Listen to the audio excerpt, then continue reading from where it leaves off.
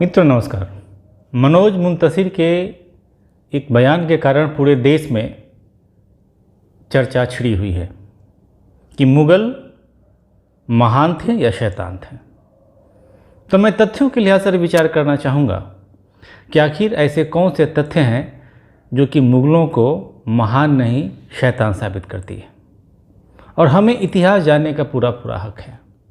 महान इतिहासकार आर.सी. मजूमदार ने अपनी पुस्तक द मुग़ल एम्पायर में लिखा है कि गोंडवाना की रानी दुर्गावती, जो बहुत ही खूबसूरत थी, उनकी खूबसूरती पर अकबर मोहित हो गया और उस विधवा रानी पर अकबर ने हमला कर दिया। जब रानी दुर्गावती ने अपनी हार सुनिश्चित देखी तो उन्होंने अपना जौहर कर लिया, आत्महत्या कर लिया। उस समय रानी की उम्र 40 साल थी। जब अकबर उनके महल में पहुंचा तो उन्होंने देखा कि दुर्गावती ने आत्महत्या कर लिया है। तो फिर अकबर ने रानी दुर्गावती की बहन को जबरन उठाकर अपने हरम में रख लिया। क्या यह किसी महानता का परिचायक है?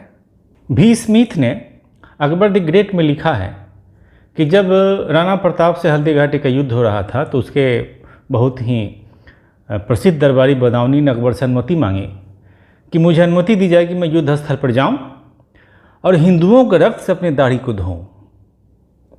तो अकबर ने उसके इस्लाम के प्रति निष्ठा से इतना वो अकबर प्रसन्न हुआ कि उसने हमारे पुरस्कार स्वरूप बदाऊनी को सोने की मुहरें दी।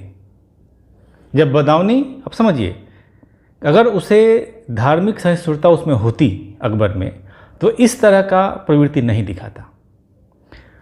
और इसके बाद जब बदाऊनी पहुंचा युद्ध स्थल पर तो चूँकि मान सिंह के नेतृत्व में भी राजपूत लड़ रहे थे, राणा प्रताप के भी नेतृत्व में राजपूत ही थे, हिंदू ही थे, तो उसने कहा कि मैं गोली कहाँ चलाऊं, मुझे समझ में नहीं आ रहा है कि हमारी सेना कौन है, राणा प्रताप की सेना कौन है।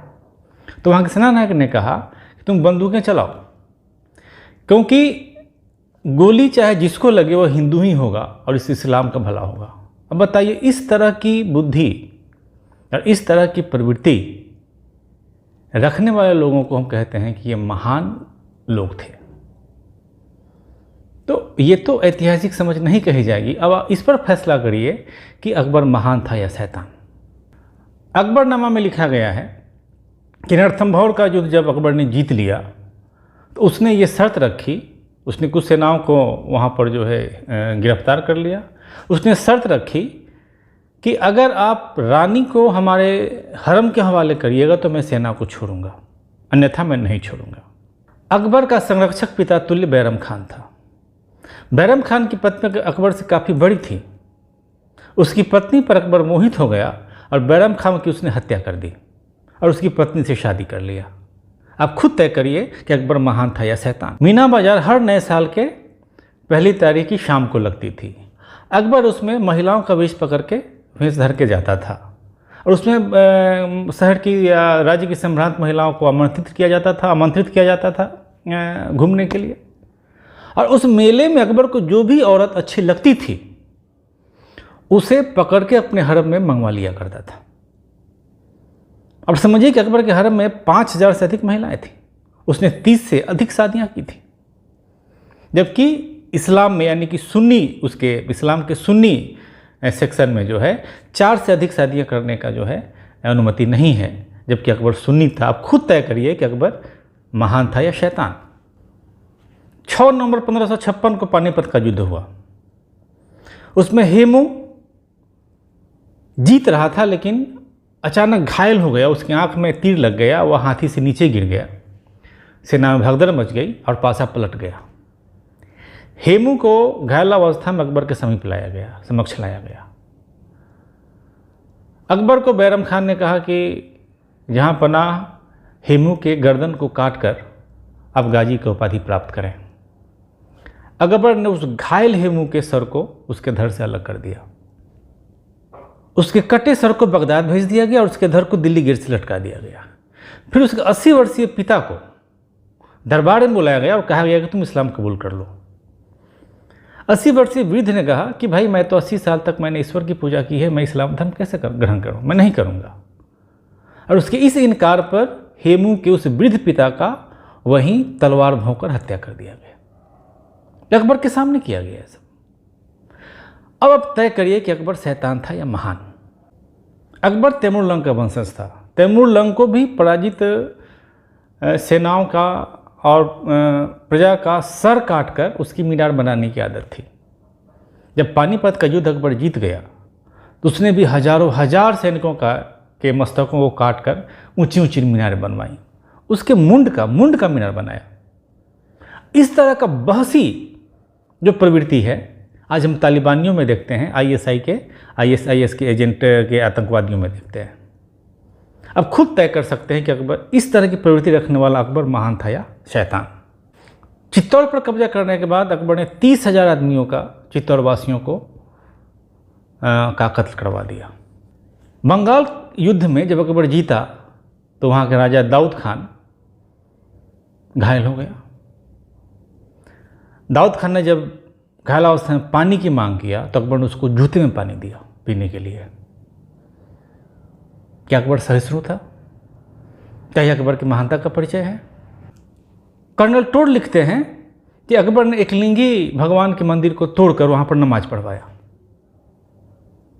ये अकबर के धार्मिक सहिष्णुता का परिचायक है शायद। अब खुद तय करिए कि अकबर महान था या शैतान। कुछ लोग कहते हैं कि अकबर शुरू में क्रूर था, हिंसक था, लेकिन बाद में वह बहुत ही सहिष्णु हो गया, धर्मनिरपेक्ष हो गया। बात 1600 की है। अकबर की मृत्यु 1605 में हुई। असीरगढ़ का युद्ध हुआ। असीरगढ़ के किले के सामने अकबर की सेना थी। जब अकबर ने देखा कि मैं सीधे तरीके से असीरगढ़ पर हमला करके उसे जीत नहीं पाऊंगा तो उसने वहाँ के राजा मीरा बहादुर को जो है आमंत्रण भेजा कि आप बातचीत के लिए आइए, मैं आपको सुरक्षित वापस भेज दूंगा। इस बात का उसने सर की कसम खाई, खुदा की कसम खाई कि आप हमारे पास आइए, बात करिए, मैं आपको वापस भेज दूंगा। मीरा बहादुर आया। अकबर ने उसे कैद कर लिया और फिर उसने किले के अंदर खबर भिजवाई कि आप लोग आत्मसमर्पण कर दीजिए, नहीं तो मैं मीरा बहादुर को मार दूंगा। तो मीर बहादुर का जो सेनापति था उसने अपने बेटे को भेजा कि जाके कहो कि आप ये तो अपनी वादा खिलाफी कर रहे हैं। तो मीर बहादुर के सेनापति का लड़का अकबर के पास गया, बोला कि भाई आप ऐसा क्यों कर रहे हैं, ये तो आपके वादे के खिलाफ बात हुई। अकबर ने कहा अपने पिता से कहो कि वह आत्मसमर्पण कर दे, नहीं तो मैं तुमको भी मार डालूंगा और राजा को भी मार डालूंगा। तो उसके बेटे ने कहा कि ऐसा तो नहीं होगा, मेरे पिता किसी भी कीमत पर आत्मसमर्पण नहीं करेंगे। इतना सुनना था कि अकबर ने जो है उसके बेटी की हत्या कर दी, जो एक नाबालिग था, और राजा की तो हत्या हो ही गई। और फिर उसने जो है गलत तरीके से जो है दोनों की हत्या करके किले पर कब्जा कर लिया। अब ऐसा अनैतिक व्यक्ति जिसकी बात का कोई भरोसा न हो, जो धोखे से युद्ध को जीतता रहा हो, वह कुछ लोगों की नज़रों में महान है। अब आप तय करिए कि अकबर महान था या शैतान। हमें किस तरह का इतिहास पढ़ाया गया है और मनोज मुंतशिर ने क्या गलत कहा है? क्या हमें अपना इतिहास जानने का हक नहीं है? ये गलत है तो बताइए। कुछ लोग कहते हैं कि अकबर ने इस्लामिक अच्छाइयों को सबके सामने प्रकट किया, जबकि वास्तविकता ये नहीं है। सुन्नी इस्लाम के फिरके में 4 से अधिक शादियों करने की अनुमति नहीं है। अकबर ने 36 शादियाँ की। इस्लाम में नशा करने का अनुमति नहीं है। अकबर एक नंबर का भंगेरी, गजेड़ी और शराबी था। सुन्नी फिरके में 4 से अधिक औरत रखने की इजाज़त नहीं है। जब काजी ने अकबर की इस प्रवृत्ति को रोकने की कोशिश की तो अकबर ने उसे अपने दरबार से निकाल दिया। क्योंकि सिया में आप 4 से अधिक पत्नियां रख सकते हैं, तो उसने सिया काजी को अपने दरबार में रखा। इस चीज़ को जो है इतिहासकारों के द्वारा यह कहकर प्रदर्शित किया गया कि अकबर सिया सुन्नी के बीच भेद नहीं मानता था, जबकि वास्तविकता ये है कि अकबर ने अपने दरबार में सिया काजी को इसलिए रखा था ताकि उसकी औरतखोरी पर किसी तरह का प्रतिबंध कोई ना लगाए, कोई सवाल ना करे। अब समझिए उसकी महानता का चोला क्या था। मज़े की बात यह है कि वंदे मातरम में शिर्क देखने वाले लोगों को अकबर के गैर इस्लामिक कृत्यों में इस्लाम महफूज दिखता है। मैंने जो भी कहा है ये सारी बातें किताबों में है और प्रमाणिक किताबों में है। ये अलग बात है कि हमारे इतिहासकारों ने इन बातों को आपको नहीं बताया है। और बाज़ाब्ता बहुत सारे राज्य सरकारों के द्वारा ये रेगुलेशन पास किया गया है कि ऐसा कोई भी बात आप किताबों में न लिखें, अगर है तो उसको हटा दें, जिससे कि ये साबित होता है कि मुग़ल या मुसलमान बादशाह हिंसक थे, बर्बर थे या फिर अनैतिक थे। मित्रों, अब खुद फैसला करें कि मनोज मुंतशिर ने गलत कहा या सही कहा है। फिर किसी अगले वीडियो में, तब तक के लिए नमस्कार।